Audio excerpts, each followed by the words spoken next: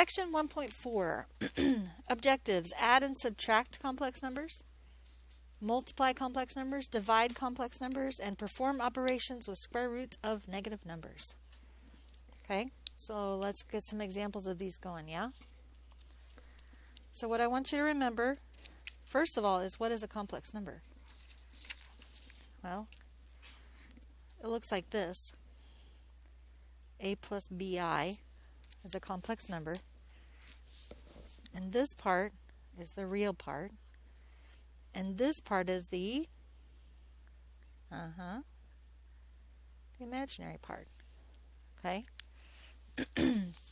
Remembering rules about the whole imaginary thing, we know that the square root of -1 equals I.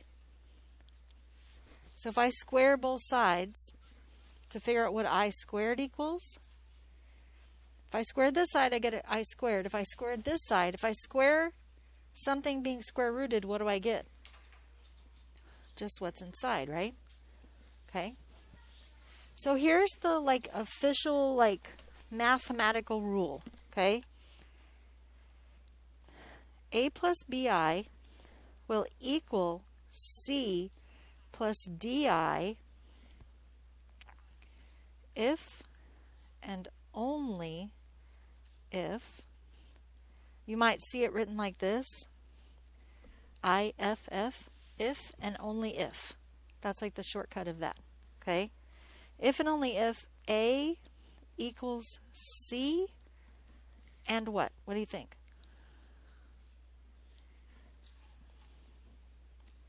These two are only going to equal each other if these two are equal. Yeah, if B and D are equal. Okay? This is the shortcut, the abbreviation for that right there, if and only if. Okay?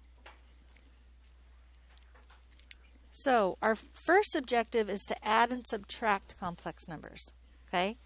So, for example, 2 plus 3i plus 4 plus 5i. Well, what parts am I allowed to add? Can I add real and imaginary? When's the only time that ever works? Space Jam. That's the only time you can add real and imaginary, okay? Some people say Who Framed Roger Rabbit, and I mostly agree, but Space Jam for sure worked, okay? But I have to add the real parts, right? So it's 2 plus 4. And then I can only add the imaginary parts. What's 3i and 5i? 8i. Done. Well, what about subtracting? What's 2 plus 3i minus 4 plus 5i? We're subtracting, so it's 2 minus 4. Negative 2. And what's 3i minus 5i? Negative 2i. Any questions about adding or subtracting? Okay. What about multiplying? What about 2 times 3 minus 4i? That's my favorite imaginary number. That was my nickname growing up. 4i. Distribute, right? Now I can't add or subtract real parts and imaginary parts, but can I multiply imaginary parts and real parts? Yes, for sure. Okay? So sometimes the I acts like a variable. I is not a variable. It's telling you this is the imaginary part, right? It's notating that. But sometimes it acts like a variable. I can't add real and imaginary parts, just like I couldn't add 3 and 4x, right? But can I multiply 2 and 4i? Yes, just the way I can multiply 4 and 2x. Okay? Okay, so what's 2 times 3? 6. And what's 2 times negative 4i? Negative 8i. Done.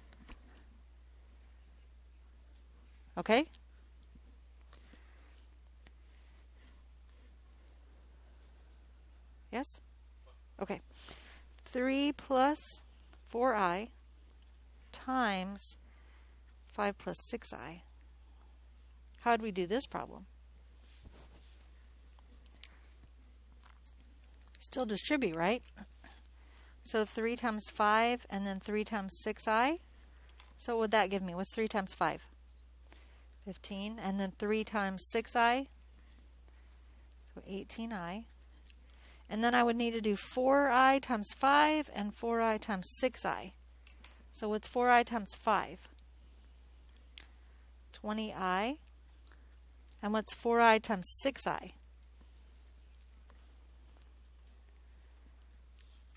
So this is another place where it acts like a variable. It's not, but it's acting like, right? So I times I would be I squared, right? Now if I go to combine my like terms, I get 15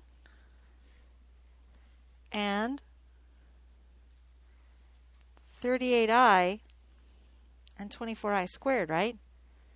But hopefully you remember there's something wonky about that. We even talked about it right up at the top at our notes. Because of the fact that I equals the square root of negative 1, I squared equals negative 1. So I squared, right here, this equals negative 1. So this is really the same as 15 plus 38i minus 24, isn't it? And I can combine these two terms because now they are both real terms. Yeah? So what's 15 minus 24? Yeah, negative 9 plus 38i. Right? Now, I want to show you something before we go too much further.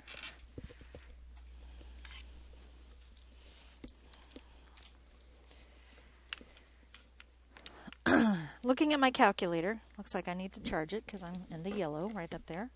But if I use my parentheses and put in 3 plus 4i, now please understand I'm not using this I, okay? I'm using this one right here under the pi. See that I right there? And then 5 plus 6i.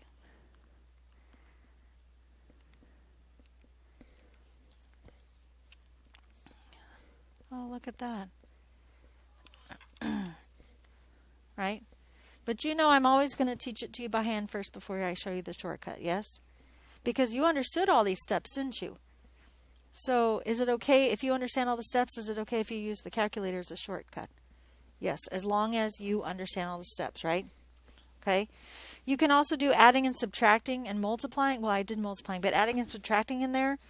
But a lot of times adding and subtracting is just faster to do it by hand than it is to enter everything in the calculator, right? Okay. So we've talked about adding and subtracting. We've talked about multiplying. Let's talk about dividing real quick. Okay. Dividing complex numbers. Now, a lot of times these problems are a little bit more involved than this one, but I want to show you this one to start with because I think the rest of it kind of goes with this. Let me scoot that up real quick. Because that's almost just like a fraction, isn't it? So it is division because that's what fractions are, right? Okay. But the problem is that we have an I in the denominator, and we do not want that. Okay. So what we have to do to get rid of the I in the denominator is we have to think about the complex conjugate. Do you remember talking about complex conjugates? Let me show you real quick. This was the foldable we made. Okay? And when we divide, I must not have finished this one. That's really funny. So this is how you do it, guys, right here. Sorry. Complex conjugates are where you keep the real part and the imaginary part is opposite. Okay? So the complex conjugate of this part is what? Keep the real part, imaginary part's opposite. So 4 minus I. I've got to multiply this by 4 minus I. Well, if I multiply the denominator by 4 minus I, what do I have to do as well? Multiply the numerator by that, right? Because the only thing you can multiply something by that doesn't change its value is 1. This is just the value of 1 that I'm choosing. Yeah, anything over itself is 1, right? So in the numerator, I distribute, right? 3i times 4 is 12i. 3i times negative I is minus 3i squared, correct? In the denominator, distribute again, just like I did with my multiplication up here. 4 times 4 is 16. 4 times negative I is negative 4i. I times 4 is 4i. And I times negative I is negative I squared. But there's a lot I can do to simplify here, isn't it? Well, this right here is negative 1. So this is really 12i plus 3, right? Well, what happens here? That's negative 1, but it's minus negative 1, so really plus 1. And what happens right here? That's 0, right? That cancels a 0. And I actually did that on purpose. I purposely got that. That's why I use the complex conjugate of this and not 4 plus I, because 4 plus I would give me a middle term, which would give me another I. And I'm trying to get rid of the I in the denominator. Okay? So here I have 16 plus 1. 17, right? Now, chances are, I don't know how picky it's going to be here, but if you put that into the computer, it might tell you it's not correct. Because traditionally, we write the real part and then the imaginary part. Okay? Does that make sense? Any questions about dividing? Got to use the complex conjugate when we're dividing to get rid of the I in the denominator. Yeah? Last one is performing operations with square roots of negative numbers. Okay? So for example, starting really basic so you can remember, what is the square root of negative 9? Close. Well, what's the square root of 9? 3. And what's the square root of negative 1?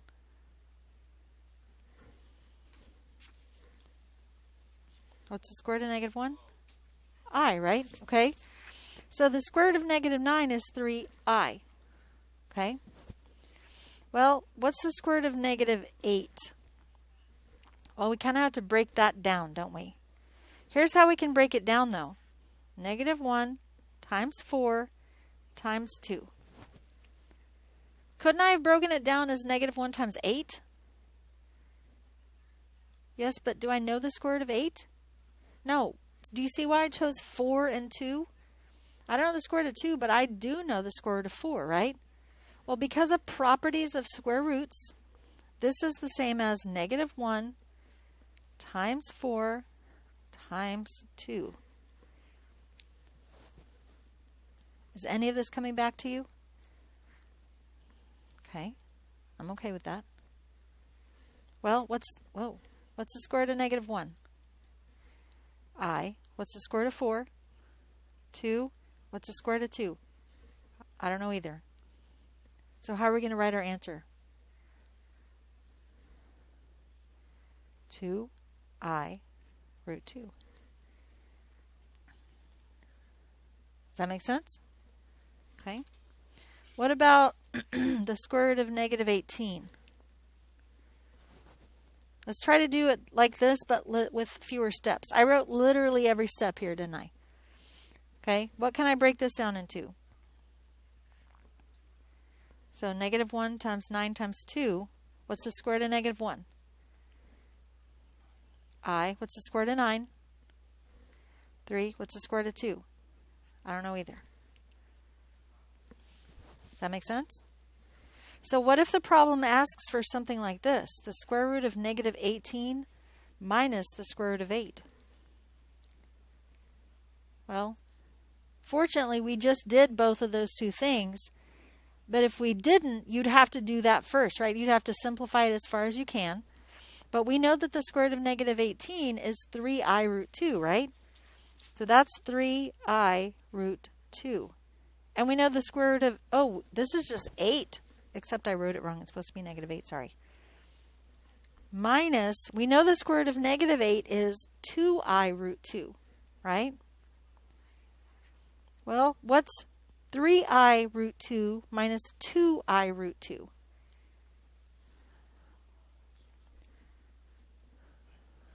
Yeah, that's right. Because 3i minus 2i is 1i, right? And I have to keep the square root of 2 because I know it. It's kind of a constant that's just there. I can't subtract that right like that. Okay? Okay so far? All right, let me show you one more example. What if I ask you to do this?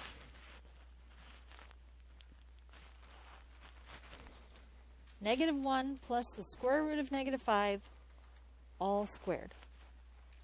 Well, what does something being squared mean to begin with? Okay, so I'm going to rewrite it like that. -1 plus the square root of -5 times -1 plus the square root of -5. Because then I can see easier to do my distributing, right? So first I've got -1 times -1. What's that? Excellent. Then I've got -1 times the square root of -5. So minus the square root of -5. Because it's -1 times the square root of -5, so wouldn't that be minus the square root of -5? Okay. Then I've got square root of -5 times -1. So another minus the square root of -5. And then I've got square root of -5 times the square root of -5. Well, if I'm squaring something that's being squared, what do I get out of it? Just what's inside, right? Well, what's inside? -5. I don't know why I wrote equals. That should be a minus. Sorry about that. So now I can combine my whole numbers. Excuse me, my integers. That was the wrong word. What's 1 and -5? -4. And then how many square roots of -5 do I have? 2. Negative, right? -2 square roots of -5. If I try to put this in the computer, it will tell me I am wrong. Because I still have a negative inside the root. And I know what the square root of -1 is, don't I? So -4, this would equal -4 minus 2i root 5. I'm taking the square root of -1 right there and pulling it out right here as an I.